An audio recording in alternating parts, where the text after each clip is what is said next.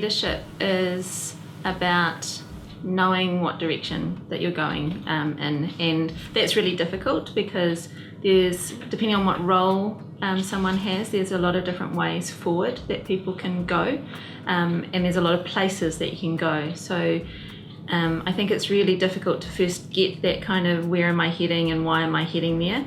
But once you've got that, if you can start to articulate that and see the value that other people bring to you to aid you to move forward, and see the value that you can then bring to them as you lead them to this direction. So for me, it's about knowing where you want to go, how you get there, and the value that you add to the people that you're working with and the value that they add to you.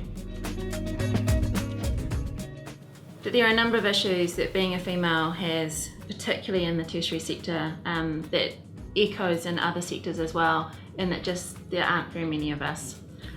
So one of the issues that I have is that when I look around at people higher up than me, I don't see myself.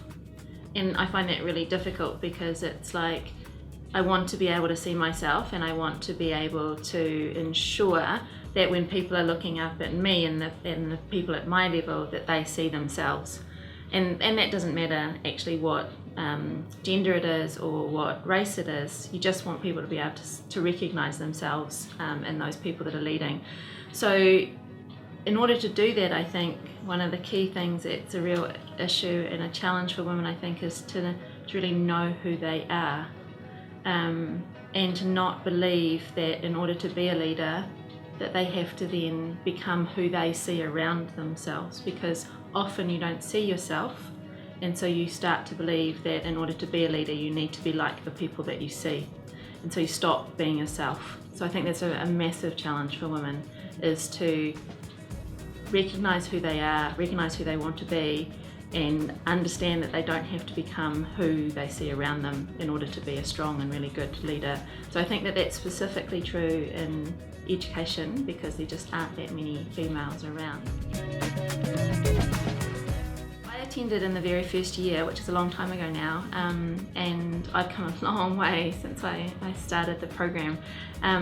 But it was the very first time that I could just think about myself, think about what I was doing and how I was doing things.